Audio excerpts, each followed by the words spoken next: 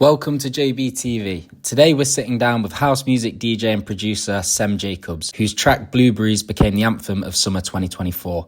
Sem has a unique style combining house and jazz music with an influence from his love of wine, crafting a sound which is uniquely his own. In this exclusive interview, Sem takes us through his journey as an artist, sharing personal goals, future ambitions and what's next. We will also dive into the story behind his label Funkiman and his commitment to keeping it independent. I'm really chuffed to have you today because I've recognised the Funkiman label from the Nice to Arise tunes and Pass Me the Wine. And as soon as I heard that groovy house, I was like, oh, this guy, this guy's got sort of what I'd listened for. And I straight away, I went onto your profile and I started listening through your discography on Spotify, and you hadn't got loads, but I was like, I'm following this man straight off the bat. I was like, I'm following this guy because I think he's got the same sort of stuff that I listen for. So I'm really excited to speak with you today. And obviously the funky man himself. That should be your alias, like Eric Prydz. It'd be like the funky man. Yeah. But anyway, we welcome Sem Jacobs today. So nice to have you. My pleasure. Obviously, you've just come from ADE. Yeah. How's that week been for you? Yeah, we're basically still in the middle of ADE. I'm just here quickly to do the show and enjoy tonight with you guys, and then head back to ADE. So we're still in the middle, but no, it was really good. It's always really vibrant, many things going on, and really busy. Lots of meetings. I played on Thursday at Thuishaven and Wavy, and now I'm here playing tonight. I'm really looking forward. First time in Manchester, and on Sunday playing again at AD. So. Yeah, wicked. I mean, for a lot of the English rave scene, like I don't think many people have actually been to ADE and understand the concept of the Amsterdam dance event. And I'd love for you to explain sort of the absolute scale of how many events are on and how many coffee shops are open and how many decks are being played all at one time. No, well, it's basically, I think it's the busiest week in Amsterdam in the middle of October, where the complete scene, the complete dance and electronic music scene comes to Amsterdam. And I don't know, it is countless parties on every corner, literally every corner. Some of my friends were playing in a grocery store, for example. You would see parties at the train station. It's literally everywhere. And also for many meetings, panels, conferences for people that are in the industry and that want to meet people or look at some interesting speakers. So like for everyone in the industry, there's something to go to, but the most things are the events that are going on. That's the thing, it's not just like the parties as well. It's like for everyone in the events industry, there's panels, there's discussions, there's everything that, if you want to learn about something that might be up and coming in the technology sector, like that, they've got panels and discussions for that sort of thing with experts. They got everything. They even got, I think most of the deals and most of the business talks are also being done at ADE. You also have like Miami Music Week and IMS, which are similar maybe. I'm not sure. I've never been there before, but a lot of business is done there as well. It's just a really important week in dance music, I believe. So. Do you think that Amsterdam's sort of a hub for dance music? And could be. I mean, I think the Netherlands or Amsterdam and the Netherlands are quite similar to the UK, in my opinion. Many talents, many DJs come from both countries, and I think they're always, just as the UK, always like in front of everyone else. Like the most tracks are discovered here, or come from DJs. They're from here. So I think that's one of the reasons that they have AD. I'm not even sure how long it's already been in Amsterdam or this event. But I think at least more than 15 years or 20 years, something like this. So and it's growing every year, I think. I mean, it looks endless. Like the Gashouder, I've seen so many videos, and that's one venue that I'd love to go to myself and just experience that venue. I think I went to onto the Bootloot. I went there, and that was a cool venue. I like that a lot. In Rotterdam, I think that was. Okay, But yeah, I feel like there's so many cool venues in the Netherlands where there's nothing of the sort here on that scale of you know, they're all massive mega clubs with I'm sure the sound systems are incredible as well. Yeah, but yeah, also don't underestimate the UK scene. I think it's really good as well. And you have many differences in the Netherlands. Like this house music that we are doing is getting so popular, which like back in the day all the people would go to like urban music events and rap music, but now this is at this moment is one of the most popular types of music. So it's the scene is already growing like a lot since the last 2 years, I believe. So I'd love to speak about your journey itself. And how old are you? I'm 25. So you're 25, Yep. and when did you start DJing? I started when I was 11. Wow, that's really young. Yeah, just playing at my friend's party. Yeah, but it was nothing serious. I Yeah. just had a small controller. Made out of Lego. Yeah, not that. It was like a Hercules controller, but it was nothing serious at all. Playing with a virtual DJ, and just at friends' parties. And I played with a good friend of mine, of which I also end up in a duo together. We were called Silk and Fuzz, and we released music on Solid Grooves. And then I'm like skipping a lot now, but let's do the summary. Then the COVID period came, and we decided to part ways. And now we are some sort of back together. We are still like individual artists, but on some occasion we make music again together. I started making music when I was 14, and he's Tagman. He's the other artist which I made Blueberries with and Jiggy Jerry with. So we are now making music again. He's just a producer because he doesn't want to play live, but it's like a full circle now, and we are both doing our own things. So. Yeah, awesome. Yeah. And so what inspired you to make sort of the sound that you're making at the moment, the groove, the jazz that's sort of incorporated into house music? Yeah. Well, I try to just make whatever I like, really. One of my favorite genres is jazz music. My grandfather he had a jazz bar in back in the days in The Hague, a city in the southern Netherlands, in the middle of Netherlands, and I just really love this type of music, and I wanted to incorporate it a bit in the music that I do. But sometimes I also make more like club tunes, which are not jazzy at all. I just try to do anything that is timeless and is just close to me, I think, and I try to do different things every time. I've I'm 23 now, but for my 21st, I asked for a saxophone for my birthday. Oh yeah, so really? I got a saxophone. That's cool. I bought one. Yeah. I got gifted a saxophone, and Yeah. I didn't realize how many keys there actually yeah. were on a saxophone. Yeah, I was yeah. like, oh, fucking! I can't thought it was gonna be like a saxophone. I thought it was gonna be like six keys, Yeah, you know, yeah. nice and Just easy. But easy. there's like 20 plus keys that you gotta go through, and so I've can't lie, I'm no good at the moment, but I'd love to. What I'd love to do is produce a track with a saxophone in it, that would be cool. and make my own samples of saxophone of That's the really instrument. So we'll see how that goes. Yeah. Let me send me something over Wow. when you're ready. Give me a couple no years, rush. but No rush. I'll send it over to you. Yeah. Let's start with the Funkiman and its label itself. yeah. So when did you start the Funkiman label? Well, so basically, during the COVID period, Damon and I decided to part ways, and then I started everything from scratch again, and that was in March 2022.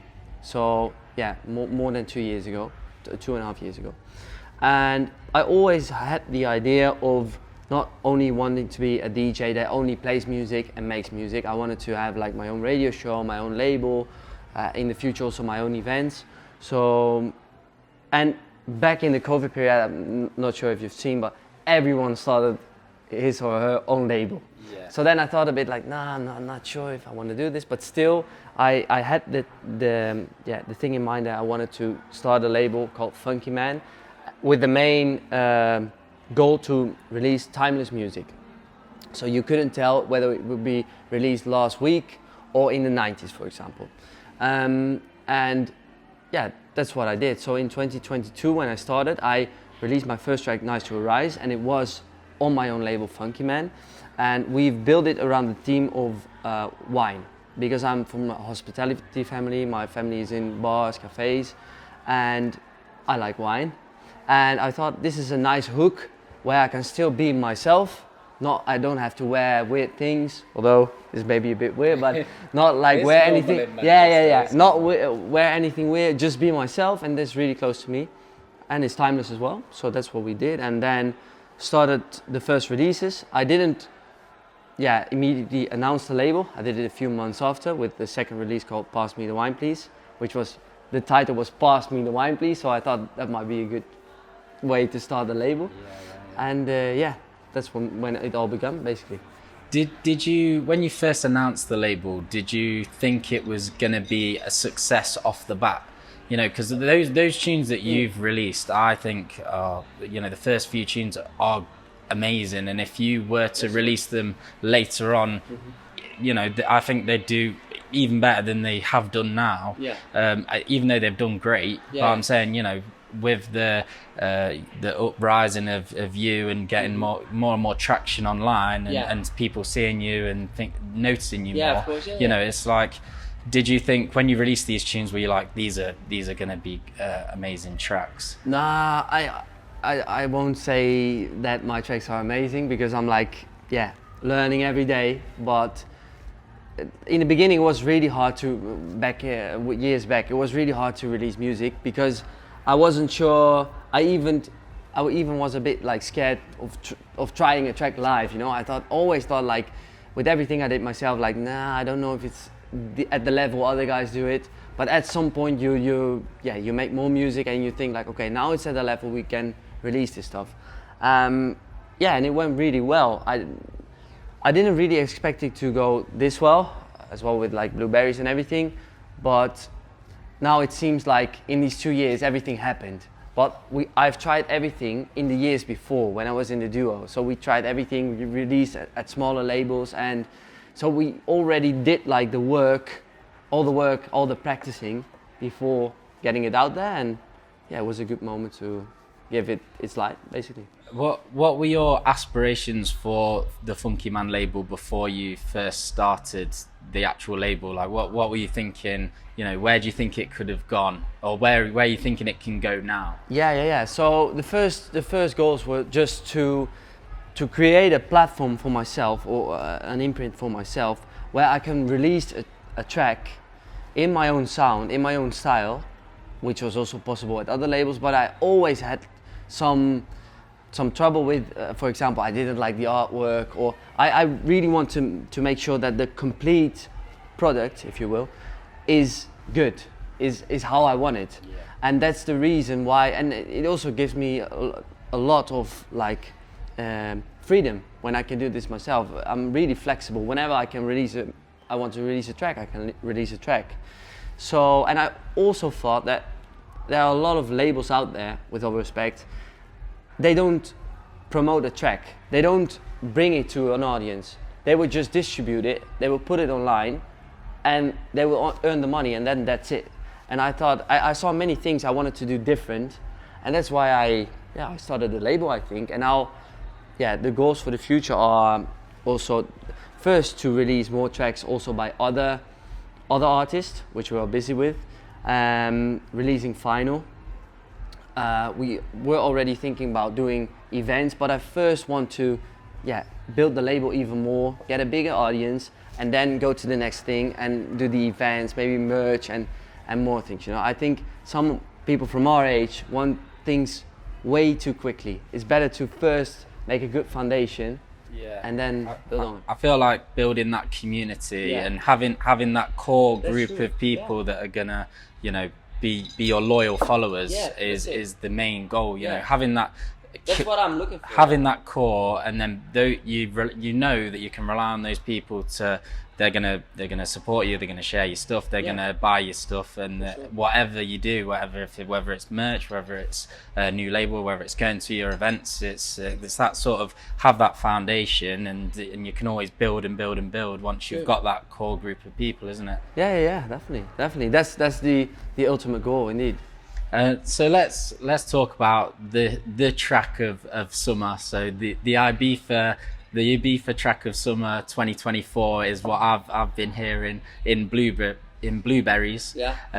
I mean, when we went to Ibiza 3 weeks ago, it was on repeat. It was being played everywhere. Yeah. You know, you had the likes of Corolla playing it, Martinez Brothers, Michael Beebe. You know, you've had some mega artists playing this at the biggest stage. Yeah. How's that been for you, and how do you feel about, you know, your latest track just being a major success? Yeah, well, really happy, obviously. I wouldn't say we expected it, but we expected it to do something, because we made this track, me together with Tagman, not this summer but last summer, and my friends, Jesse knows I'm from another, were the first one to play it in Marbella, and I already saw that what it was doing with the crowd, and obviously when we were in the studio we thought like, okay, this might be something. And then all of a sudden, like, many DJs would ask us the ID, or ask us to send the track, and there were already like appearing quite some videos online, even though we sent it maybe only to 8 DJs or something like this, but it was already like exploding a bit online. And nowadays online, I don't like the social media game too much, but for this it gave us a lot of good help basically. So that's when I thought like, okay, this might do something. And then we released it in May, the 17th of May, and then it exploded even more. It already before the release, we had rips online on SoundCloud, which we had to take down, fortunately, but with like hundreds and thousands of plays on it. So we thought like, okay, this might do something.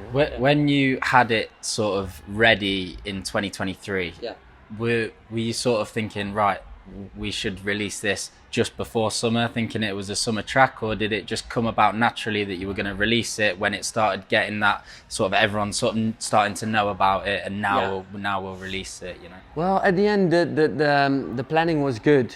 I'm not sure if it was meant to be. It was just I had some other releases lined up already, and we had another track which we released on Tagman and I released on PIV in December, called Jiggy Jerry, and that one was already doing well as well. I also had quite some traction and people asking for it, so I thought like, why not just build it up a bit? And it was he was still in a doubt whether he wanted to release music, and I said, you can just release music as a producer, why not? So we planned his first release in November and then build it up. So we did a release in December for PIV, then did another EP, and then we wanted to go out there with a bang and come with Blueberry. So that's how we planned the thing. I mean, it's perfectly timed. And how's the summer been for you with that track coming out, you know, with that perfect sort of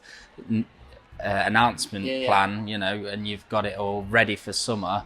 How's the summer been for you? Has it been busy? I'm sure it's been pretty hectic for you. No, it was really good. I mean, before I had some shows, but this summer everything really started, to be honest. I'm like playing in many different countries now, and next month, well, in 2 weeks, I'm going to do a South America tour, another new South America tour, a bigger one. And I've had my first Ibiza show that was really good. I did, it was supported a lot on BBC, which helped a lot as well. And it was crazy because we released a track and all the big labels, they came to us, all the big labels, but I basically wanted to keep it on my own imprint. Funkiman. And that's what we did, and we started to promote it even more and work on this, because many people wouldn't know. They just think a track would be, also by the big names, would be put out there and then it does its thing. But even with like the kind of music tracks or the tracks that are like the hits of nowadays, there is so much effort and so much work put in that, even after a release. And no one knows normally, I think, for many listeners, but it was a lot of hard work, but also really nice. I met a lot of nice people along the way, played some really cool events, and it's really growing and growing every week basically. Do you think that you know, if you gave that song off to different labels, You know, tell us that process of, you know, if you gave that track away, what's the sort of, you know, is there a monetary loss there? I mean, or is there a monetary gain, or is it sort of like you'd earn more money through doing it off a label, off a separate label, or, you know, if you keep it on your own, then it's like yours, solely yours. You know, what's the sort? It's true.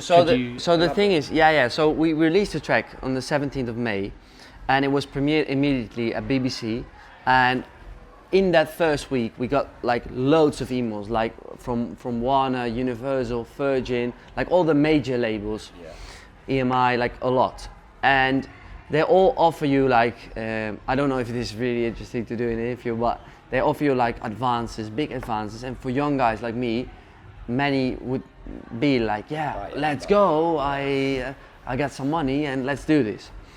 But I wasn't really like that. I wanted to think of like the future plan, also with the label. We are planning to do some cool remixes for the label and vinyl and many cool things, and I wanted to invest in that rather than grab some money and go. I want to work on the vision of my label, on the future things, and not just make it a one-hit thing, but build, you know? It's just a part, for me, it's just part of the process.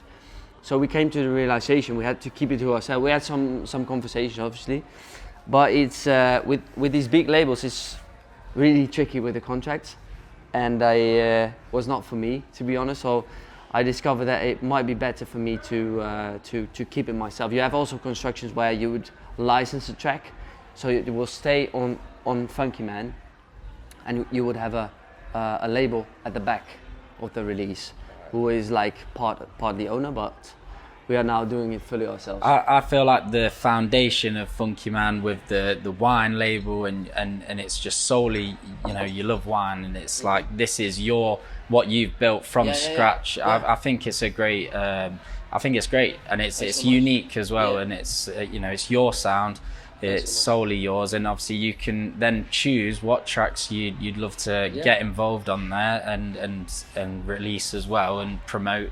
So I think it's a great foundation that, you know, that you shouldn't give off to anyone else, and keep it yourself, because it'll be a success either way. Yeah, but I'm not in this game for the money. I started this as a passion, and I started this with ideas, what I wanted to do with my label in the future, want to do with events in the future. So I'm not interested in doing it this way, like the quick and easy way. I want to do it my own way, and that's with everything, with the music I make, with the label, with everything basically. Well, we do have a challenge today. So I briefed you a little bit before the camera, but we've got 2 bottles of wine, and they're white wine. And you're gonna have to, as the wine connoisseur over here, you're gonna have to decide. Well, you're gonna have to tell us what wine's what, and it's gonna have to be right. But it is. I don't have a clue from what region it is, or no. We won't go too into regions. We'll just go if it's a Pinot, a Chardonnay. Any of the white wines. Okay. All right. Well, let me get this for you. Because Keon's my production. You sort that. Okay. We got Steve sorting us out over here. Okay, so I don't know which one this is either. But so how would you taste the wine? Because I'm not too familiar. Don't tell him. No. Oh no, I didn't hear anything. I didn't hear anything. So as a wine, he was shocked. As a wine taster. I'm not the best connoisseur there is. But you're experienced. So you hold it different like, to me. Yeah, that's it. I would hold it like this, but you just do whatever you want. No, go on. I wouldn't do it like this. I would do it like this. Yeah. Cheers. First of all. And what are you smelling there? Wood. How do you say? Vanilla? Vanilla? Yeah, I think. I'm not the best.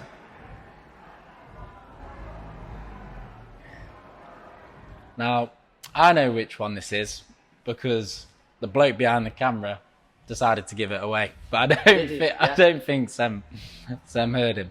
So I'm hoping he can give it a guess. It tastes good. It's like a 1 to 9 scale. no, it's pretty decent. It's 7 or 8. I really like it. Is it a sweet? Is it? It is. No, it's quite dry. It's dry, but it's a full wine. How do you say it? All right, and now, what are we saying? What type of wine is this? It might be, but I'm not sure. It might be a French wine, a Chardonnay, or not? It is a Chardonnay. Or no? What? It's from Chile. It's from Chile, but it is a French wine. It is a Chardonnay, so you got that bit right. And that's all we were getting. But I like it. I'm not always the biggest fan of Chardonnay, but this is good. I like this actually. Okay, It's dry. It's not too. Sometimes it's too perfumey or something. It's too much fragrance going on. Yeah, but this is good. I like it. Well, don't drink too much because No. you've got a set tonight. Yeah, we no, don't want you getting battered before you get on. I'm okay. I want to talk about. So you've got so many aspirations with your label and your events, and you've mentioned merch. So I'm sure that's something that's on your mind. What sort of advice have you got for the aspiring DJs, the guys that haven't started but want to start, producers that have started but it's hard. Yeah. It's hard to keep that motivation. Yeah. You know, what have you got any advice for those guys? Yeah. No, you said it right. It's really hard because I always had this in mind to do this, and don't get me wrong, I'm also still growing and learning, so I'm not sure if I would be the right person to tell. But where I'm at now, I do think that, just keep going. It is so much like cliches, but just keep going and just keep doing what you love, basically. Because I started doing this when I was 11, and there's been so many moments where maybe I changed, making some different type of music, went to school, met some other genres, discovered some other genres, where I at some point stopped with my duo, of which I thought I wanted to do it, work towards this dream with him, since we were 11. But whatever the obstacles are, just keep going, keep listening. I think the most important when you're just making tunes is try to first play at any local club or bar or pub or whatever. Try to test your tracks live, because that's the best. For this kind of house music, it's the best that you test it live. That's the best way to see what the balance in the track is, and not only on the headphones or in your studio or whatsoever, because you're not solely making tracks for the radio or for your headphone. You need to see what's working. You have the worst mixed tracks that work amazing in a club, and for me that's where I make music for. But just keep going and try to experiment. I think this is really important as well when you're young, and don't let too much things take you down, or let people take you down, or let them say bad things. Just don't ignore them, do your own thing, and that's most important. It's some really great advice. Did you ever have a routine, sort of every week I'm going to do X amount of hours a day producing or DJing or practicing, or for people that are working 9 to 5, let's say, and they've got that. You've got that 4 hour. You've got that 4 hour window, haven't you, after work? And it's like, did you ever set that time where I'm going to be like, right, this for 2 hours, for 3 hours a day, I'm going to be on my laptop producing or practicing? Was there a routine for you? Well, not really. Well, I try to make some schedule, like for the week, but I basically have how can I say this? I've always wanted to do this, so I've give my life or the way I live a form in which I can always work on this thing. First I went to school, I finished my high school, then I went to another school which was like on a lower level, but I can still like continue doing the music. It was like especially for like producers and everything, so I can continue working on my music because I still had to go to school, and like after school I would go continue working on music as well. I had a side job. The only money I earned with it, I spent into the music and the things I did. So I always had this kind of thing in mind. So for me it was quite easy. I lived at home, and I could still, yeah, basically spend all my time into the music. So yeah, but yeah, it depends. It also shouldn't. It shouldn't feel like work. If it's really your passion, it doesn't feel like work. But you also have to bring some structure in when needed. I mean, yeah, you need to bring in a lot of hours in this thing. Yeah, it's difficult to say. You know how you've obviously over this summer, probably the past year, you've been getting so much busier. How have you managed to juggle? This is a difficult thing still, actually, because I'm a bit of a control freak, and I'm like doing the label now, doing the touring, doing the show, making the music basically, and also having my radio show. So it's really difficult to do all of that, and yeah, I don't know. Basically, I can't give you a good answer for that. I'm just trying to schedule my day, but schedule my week, but it's really flexible. So as now, this week is 80s, it's different, it's really busy. But normally when I would play 2 or 3 times a week in, somewhere abroad or wherever, the weekends for the touring, in between when I have spare time at the airport, I try to do some things in between. Don't know what, can be emails, can be everything. And then during the week, when I get back, I try to head to the studio, work on music, on podcasts. It's all about like moving forward, isn't it? Just keeping the ball rolling, even if you're not at 100%.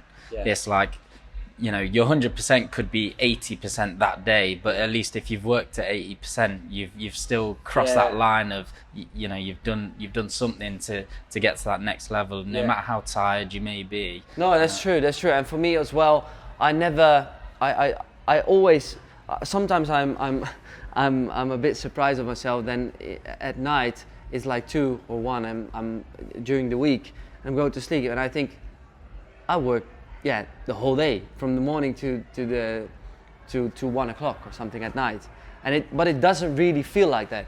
It gives a good feeling, and I'm more like I have to go more. Sometimes I forget to do the other things, to do like sports and to do the other things I need to do as well, you know. And for me, it's still at this moment still is like, because it exploded a bit in summer, I need to find some sort of balance, basically. Sure. But yeah, I think with everything, it will find its way, you know. If you're a bit flexible like I am, it will find its way. Have you got any milestones that you're hoping to achieve? You know, I feel like you're quite an aspirational person just from speaking to you. And you know, what sort of the things that you're really looking forward to and thinking, I want this, I want to do this, I want to do that, and I want to reach this. Yeah. Well, for the whenever someone asks me, and for the booking side of things, for me a goal is to play at Circo Loco within 5 years. And sometimes people say to me, 5 years, you can do it in 2 years maybe, I don't know. But I think realistically seen, 5 years would be doable, and that for me is the Champions League. It's something I really would want to play. What venue? No, at Circo Loco, at DC10. Yeah, at DC10 Circo Loco. Yeah. I was there a few weeks ago. And, was it good? It was good, huh? It was like, you couldn't get into the main room. But so we were in the terrace. Yeah. And I was happy there. Do you know what I mean? I had my position. Had some space, and I was literally there for the whole time. I can't even remember who was on. But it was good. It was amazing. I had such a good time. Yeah. I will be going back every year. It was I went twice this year, but it was my first time going this year. Yeah. So went the first time, and I was like, I have to go back. But for you guys, it's so easy to get to Ibiza by plane. Yeah. The prices here, I think I'm gonna live in the UK sometime, because it's so easy to it's so easy to get there, man. Compared to the Netherlands, it's way more expensive. it? Yeah. No, but Chico Loco is one of the dreams. I remember that my friends, Jesse and Ozan from another played there first time. That was the first time I went to Ibiza. And we were like, before we had a dinner, and we were like with teary eyes because it was such a moment. I joined them to many shows in the Netherlands, and we were always like fantasizing about Chico Loco and the music that's getting played there. So that's one of the things I would love to do. But there's many more small things as well. Like as I said, first vinyl releases. We're already releasing other artists on the label, but doing more of that. The events. My own merch, there's so much things going on and we are working on, but so many fun things. It's amazing that, you know, I feel like at this age that you're at as well, you've still got so much energy to give and you've got so much more. And so much to learn still. People think I know it all, and it might sound like I know it all, but it's definitely not the thing. Well, that's it. I'm learning a lot, man. You know, in 10 years time, and you'll still say, you know, I'm still learning. Yeah, no, that's the thing. That's many friends tell me as well, so that's true, yeah. So obviously you said Circo Loco and DC10 would be the dream event. Yeah. What would be have you got any other venues that would be like a dream venue for you? I went to the Noah 528 Ibiza few weeks back, and it was open air, no? Yeah, with the massive and the sunrise was just perfectly like through the middle of the arch, and it was great. Perched in a great spot, front and center, the whole time, and it was like full 12 hours. It was just such a nice venue. I feel like the venues out in Ibiza are just like they're so clean and smart, and you can walk around, and it feels really, it's really smart. I just really like the way they set themselves up. But let me think. Well, DC10 would be the first one, but if I have to choose, the second one would be, I don't know. There's so many, man. But maybe Amnesia. Or Pasha. There's so many. There's so. No. I think it differs. You have some clubs of which I think it might be cool to play, but it's just. Do you know, I won't name them, but it's. Do you know what would be great for your sound? Well, especially as well as downstairs in the basement. But see tonight. Yeah. The concourse at Warehouse would be amazing. Yeah. I've been there. Yeah. Warehouse project is. The Progress Centre, I feel like the daytime vibes would be amazing. I feel like there's so many good places. Manchester, you're gonna have to come back. I would love to. This is the first time, but I hope it's going to be a first of many. Okay, and then just a final question, and just to wrap it all up, really. But looking forward, what do you know, in 20 years' time, and you look back at or 30 years' time, you look back at your career, you know, how do you look back at yourself, and what do you see? Career-wise? Yeah, just everything, you know. How are you trying to build a legacy in the music scene? Yeah, I don't know. For me, and that might be not the smartest thing to say when it comes to like marketing things, but I'm just doing this thing because I like it. It's my passion, and I'm just making the music, playing for the people because I like to do that. It's not so much about me. So for a legacy, nah. It's just nice if you can make people enjoy their night and have a great time with your music. That's basically the only thing I want. And a good side effect is that you would like discover new places, tour around the world, and have like many good experiences. Right now as well, I have something like more personal.